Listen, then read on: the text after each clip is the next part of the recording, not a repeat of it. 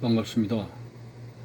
8월 12일 목요일 새벽 말씀을 올려드리겠습니다. 본문 말씀은 이사야 1장 3절 4절입니다.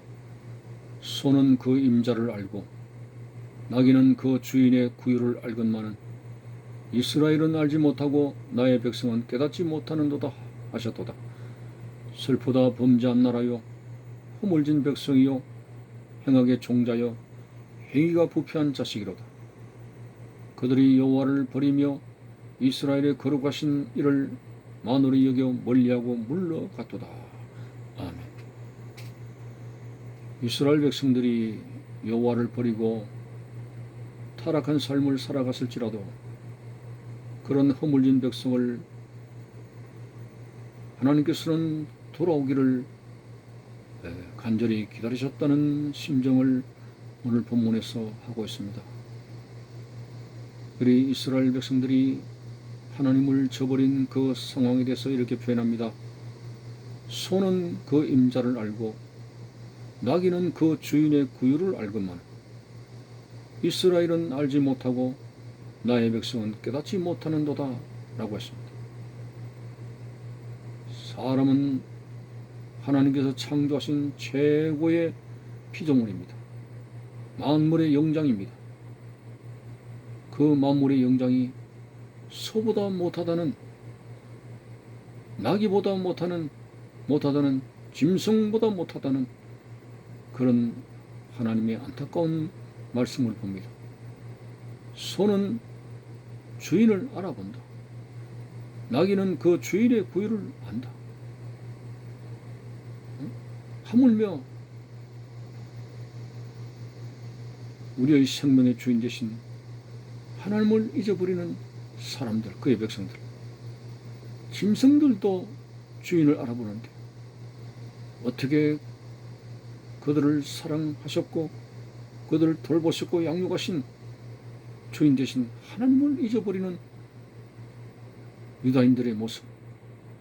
짐승들도 주인을 아는데 어떻게 사람이 되어서 하나님을 잊어버리고 사는가. 슬프다. 4절에 보니까 슬프다 범죄한 나라요 허물진 백성이요 행악의 종자요 행위가 부패한 자식이로다. 그들이 여호와를 버리며 이스라엘의 거룩하신 이를 만홀히 여겨 멀리하고 물러갔도다. 이 말씀은 어떤 보기에는 타락한 그의 백성들, 여호와의 말씀을 버리고 등진 그 백성들에 대해서 진노하고 징계를 내리시겠다는 그런 의도로 보이겠지만 그렇지 않습니다. 그렇게 하나님을 잊어버리고 배은망덕하게 살아가는 그 백성들일지라도 하나님께서는 그들이 돌아오기를 얼마나 간절히 기다리는 부모로서의 모습을 볼 수가 있습니다. 특별히 누가복음에서는 이런 부모의 사랑, 목자와 양의 관계로서 설명이 많이 되어지고 있습니다. 길 잃어버린 한 마리 양, 100마리 양 중에서 한 마리가 곁길로 갔는데도 99마리를 두고 한 마리를 찾기 위해서 헌신을 다해서 찾는 목자의 심정, 그게 바로 주님의 심정이요 하나님의 심정이라고 하는 것입니다. 그까지 그 한 마리, 100마리 중에서 한 마리 그까지 우리 같으면 양을 친다면은 우리 목자의 심정은 그럴 수가 있겠습니다만, 그러나 하나님은 생명을 너무나 소중히 여기십니다. 저 군대 귀신 들린 사람 너무나 미친 사람이죠. 군대 귀신이 들렸습니다. 동네 사람들은 저 인간 죽지 않나, 이렇게 원성의 대상이 되었습니다. 예수님은 그 속에 있는 많은 귀신들을 다 청소하시고 온전한 사람으로 만드셨습니다. 그렇게 망가진 인생이라 할지라도 주님 보실 때는 소중한 하나님의 생명입니다. 천하보다 귀중한 것이 자기의 생명이라고 했습니다.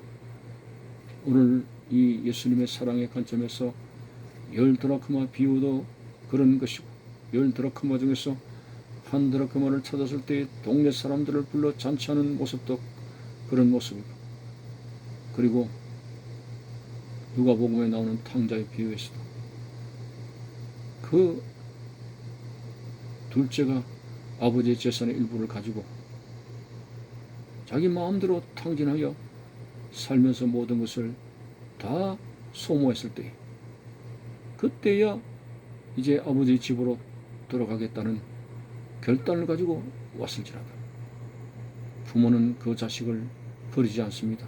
뭐 때문에 왔느냐? 내가 가지 말라고 그래 붙잡았는데 뭐 때문에 이제 탕진하고 왔느냐? 그런 부모가 아니었습니다. 어떤 면에서는 이 동구 밖에서 집 나간 아들을 늘 매일같이 기다린 아버지의 심정이 아니었을까요?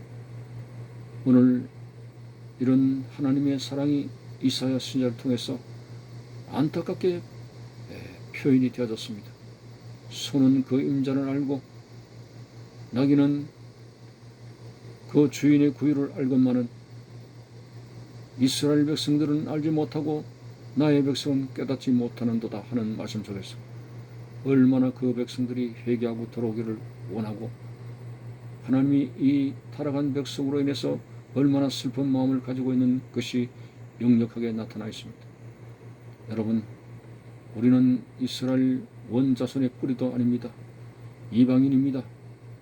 그럼에도 불구하고 하나님은 아담과 이브의 원줄기에 하나님이 창조하신 생명이기 때문에 오늘 하나님께서는 오늘 우리들이 하나님을 잊지 아니하고 항상 하나님 안에서 살기를 갈망하는 그런 하나님의 심정을 우리는 이해할 수가 있습니다. 결코 하나님은 여러분들이 하나님을 떠나 방탕한 삶을 살기를 원하지 않습니다. 하나님을 떠난다는 그 자체는 우리를 멸망시키려고 하는 사탄을 이롭게 하는 생활밖에 더 되겠습니까? 물론 육체적으로는 짜릿하고 쾌락적이고 정말 방탕한 그 삶 속에서 뭔가 나를 뜻한 그러한 기분이 있을지라도 그것은 사망으로 가는 죽음에 불과한 것입니다. 죽음으로 가는 씨를 뿌리는 것에 불과한 것입니다. 진정 성령 안에서의 삶은 그런 것이 아닙니다. 영원한 안식이고 행복이고 기쁨입니다. 오늘 성령 안에서 살아갈 수 있도록 하나님을 잊지 아니하고 변망덕한 우리의 삶을 청산하고 진정 이방인은 어쨌든 우리는 하나님 안에서 살아가야 하는 것이 그것이 우리의 삶의 정도입니다.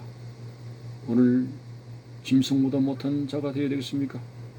짐승들도 주인을 알아보는데 하물며 흙으로 사람을 창조하신 우리의 생명 되신 주님을 알지 못하고 망각하고 죄 속에 파묻혀 사탄의 사슬에 매여 그렇게 살다가 지옥으로 떨어지게 되는 불행한 자가 되어야 되겠습니까? 사후에 천국과 지옥이 있다는 사실을 분명히 알아야 됩니다. 여러분, 누가복음의 거지 나사로와 부자가 한날 한시에 죽었을 때 어떤 일이 벌어졌는가를 우리는 알고 있습니다. 천국과 지옥이라고 하는 것은 작가가 만들어낸 어느 상상적인 그러한 세계가 아닙니다. 확실하게 사후에 펼쳐지는 극과 극의 세계라고 하는 사실을 앞에서 영원한 불못에 빠지지 않는 그런 하나님의 택한 백성들이 되시기 위해서 우리는 결코 하나님을 잊어서는 안 됩니다. 하나님 안에서 우리의 삶이 닿는 그날까지 생명의 역사를 일으키시는 말씀 안에서 살아가는 복된 삶이 되어져야 된다고 하는 것입니다. 하나님을 잊지 말아야 됩니다. 늘 생각 속에서 하나님을 생각해야 됩니다. 하나님의 은혜를 다시 한번 생각해야 됩니다. 시편 1편에 보면은 말씀을 주야로 묵상한다고 했습니다. 그 말씀을 또 생각한다 이것입니다. 잊지 않고 그 말씀을 다시 되새긴다고 하는 것입니다. 그렇습니다. 늘 하나님을 생각하고 그분의 입에서 나오는 복된 말씀을 늘 되새기고 하나님을 사랑하고 그분을 갈망하는 이것이 우리 하나님의 백성들의 본분입니다. 요한복음 15장에서 포도나무의 가지가 떨어져서는 안 되는 것처럼 우리는 늘 생각으로도 주님을 떠나서는 안 되고 어떤 상황 속에도 주님을 잊지 아니하고 항상 그분 안에서 살아가는 복된 삶이 되시기를 바라는 것입니다. 감사합니다.